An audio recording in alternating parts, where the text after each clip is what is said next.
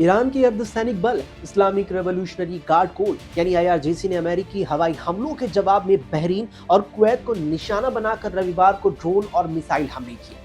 उसने धमकी दी है कि अगर अमेरिका ने हमले जारी रखे तो युद्ध विराम खत्म करने के लिए जारी वार्ता पूरी तरह रोक दी जा सकती है।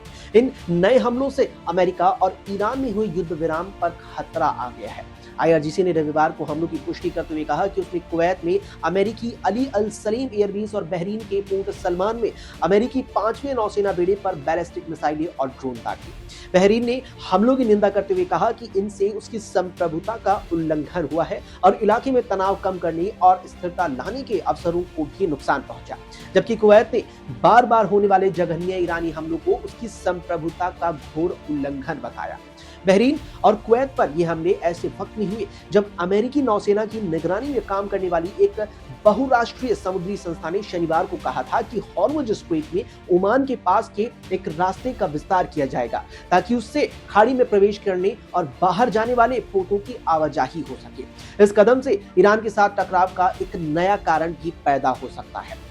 अमेरिका और ईरान के बीच युद्ध खत्म करने के लिए हुए अंतरिम समझौते में हॉर्मुज स्ट्रेट से पोतों की आवाजाही फिर शुरू करने की बात भी कही गई है, जबकि ईरान ने संयुक्त राष्ट्र की एक एजेंसी के समर्थन से बयान किए गए कि ओमान रास्ते से गुजर रहे पोतों पर 2 बार हमले किए हैं। अमेरिका और खाड़ी के अरब देशों के विरोध के बावजूद तेहरान का कहना है कि इस महत्वपूर्ण जलमार्ग से पोतों की आवाजाही पर उसका नियंत्रण होना चाहिए।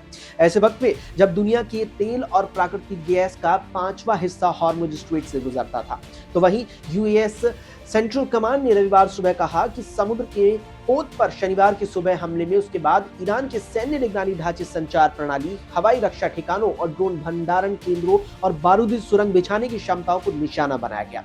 दरअसल ईरानी हमले का शिकार हुआ पनामा के झंडे वाला तेल टैंकर कीकू कतर की सरकारी ऊर्जा कंपनी के लिए कच्चा तेल लेकर जा रहा था।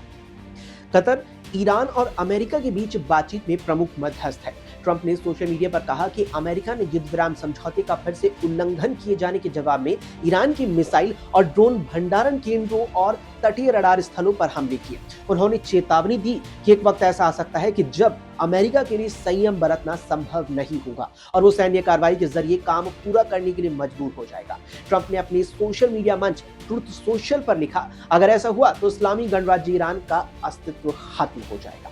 ईरान के एक ड्रोन ने गुरुवार को ओमान के तट के पास एक माल लेकर जाने वाले पोत को निशाना बनाया था, जिसके जवाब में अमेरिकी सेना ने हमले किए थे। पोतों की आवाजाही पर नजर रखने वाली एक वेबसाइट के मुताबिक कीकू ने इस हफ्ते की शुरुआत में फारस की खाड़ी के बीच स्थित कतर के एक तेल क्षेत्र से अपनी यात्रा शुरू की थी। वो यूएई के एक बंदरगाह जा रहा था जो हॉर्मुज स्ट्रेट के दूसरी ओर ओमान की खाड़ी में स्थित है। ऐसा लगता है कि पोत ओमान के तट के पास बनाए गए वैकल्पिक मार्ग का इस्तेमाल करने की कोशिश कर रहा था। वहीं अमेरिकी सेना ने कहा कि ईरान के पास युद्ध विराम समझौते का पालन करने का मौका था, लेकिन उसके बलों ने कीकू पर हमला करके ऐसा नहीं करने का फैसला किया। अमेरिकी हमलों के बाद कुवैत की सेना ने रविवार सुबह कहा कि उसकी हवाई रक्षा प्रणालियों ने ईरान की ओर से आ रहे ड्रोन और मिसाइलों को उनके लक्ष्य तक पहुंचने से पहले ही बीच में नष्ट कर दिया। उसने किसी प्रकार के नुकसान के बारे में तुरंत कोई जानकारी अभी तक तो नहीं दी है। कुवैत में अमेरिकी थल सेना का एक प्रमुख सैन्य अड्डा है, तो बहरीन के विदेश मंत्रालय ने एक बयान जारी कर हमले की निंदा की। उसने इसे खतरनाक स्थिति करार देते हुए कहा कि इससे पता चलता है कि तेहरान की कार्रवाई को तुरंत की जाने वाली एक कदम की घटना नहीं, बल्कि देश की संप्रभुता और उसके नागरिकों के साथ वहां रह रहे लोगों की सुरक्षा के खिलाफ बार बार आक्रामक कार्रवाई करने की सोची समझी साजिश है। इस पूरे मामले पर फिर बहरीन में अमेरिकी नौसेना का 5वां बेड़ा तैनात है। युद्ध के दौरान वहां स्थित उसके अड्डे पर कई बार हमले किए जा चुके हैं। रेवोल्यूशनरी गार्ड ने दोनों हमलों की जिम्मेदारी लेते हुए कहा कि उसने कुवैत में अल असद वायुसेना अड्डे को निशाना बनाया। गार्ड ने कहा कि दुश्मन को यह पता होना चाहिए कि युद्ध विराम का उल्लंघन जारी प्रक्रियाओं को पूरी तरह रोक देगा। ईरान के बैलिस्टिक मिसाइलों के जखीरे को नियंत्रित करने वाला रेवोल्यूशनरी गार्ड केवल सर्वोच्च नेता आयातुल्लाह मुज्तबा खामेनेई के प्रति ही जवाबदेह है, लेकिन अब माना जा रहा है कि इस्लामी गणराज्य में उसका प्रभाव और भी ज्यादा बढ़ रहा है।